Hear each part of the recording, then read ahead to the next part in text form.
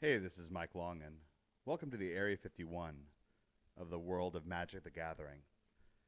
This is a little project that my good friend Richard Garfield and Scaff Elias and I are putting together to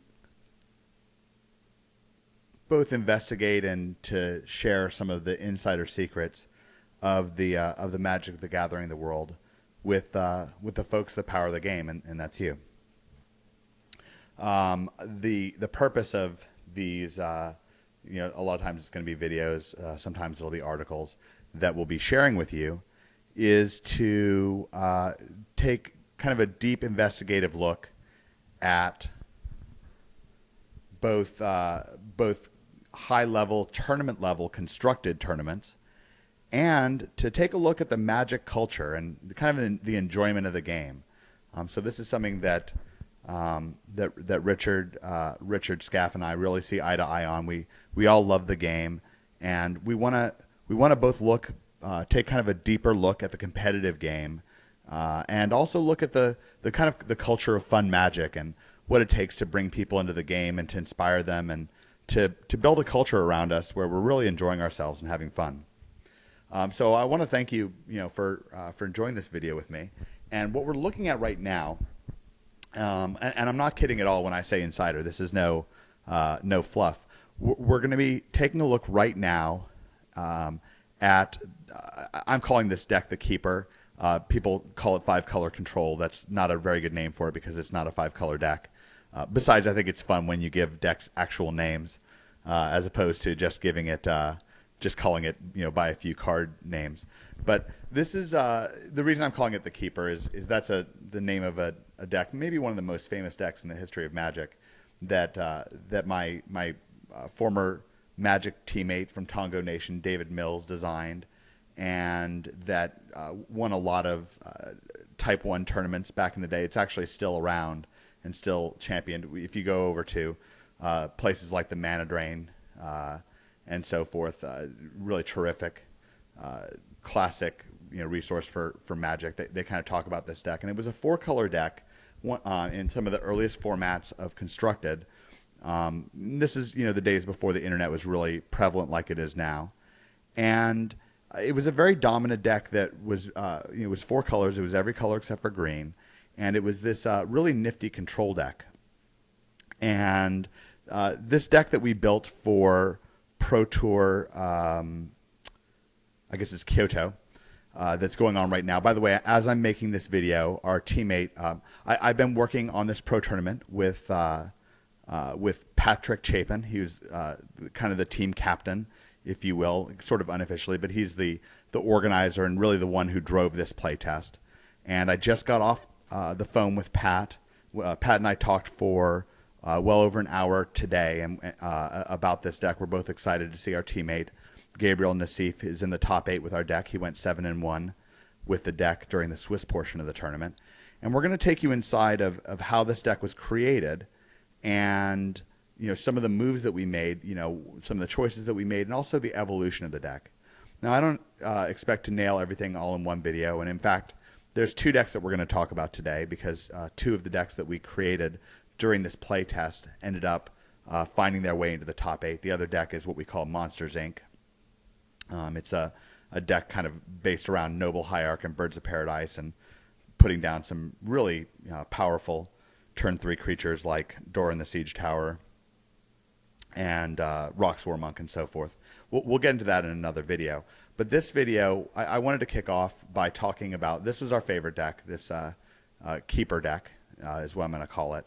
And it's got some nifty synergies, and there's some things that people don't necessarily realize about it, and that's why I want to kind of give an insider perspective as to how this deck was created, how it evolved.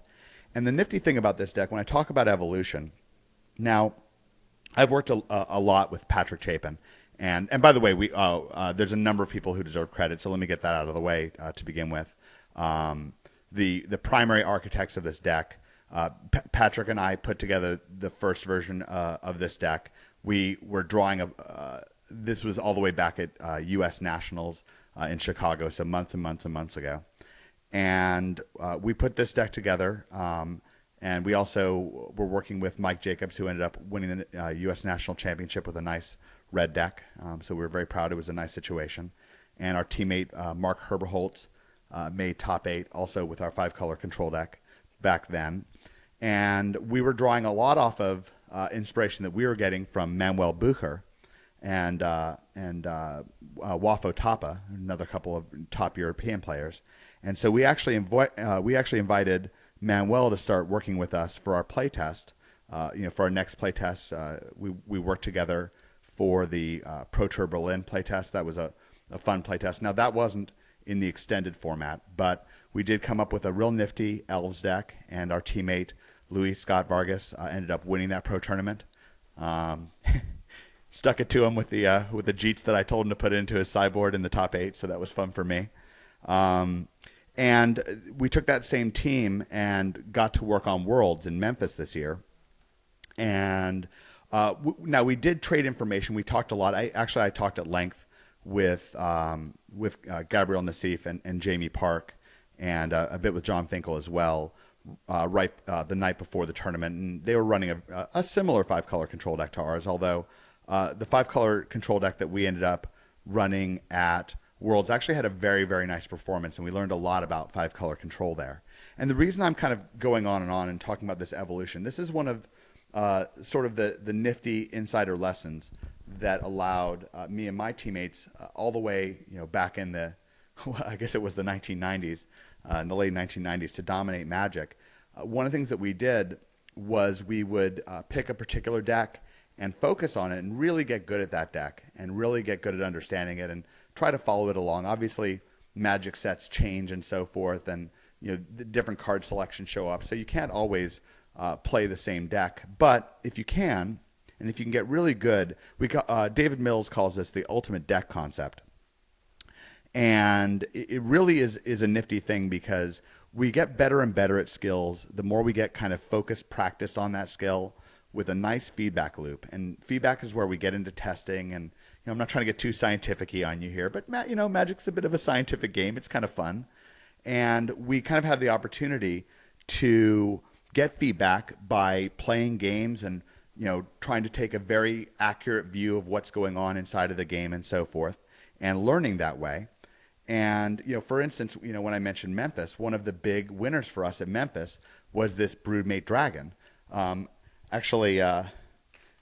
This guy is really amazing. Wafo-Tapa calls this guy the savior, and it's an amazing creature. The way Pat describes it is, it's as if it's an 8/8 creature, an 8/8 flyer for 6 mana with kind of a nice bonus, because if it was just one creature instead of being 2 creatures, then first of all, it could only block one threat coming our way, which is very significant with the Broodmate Dragon, that he can take on 2.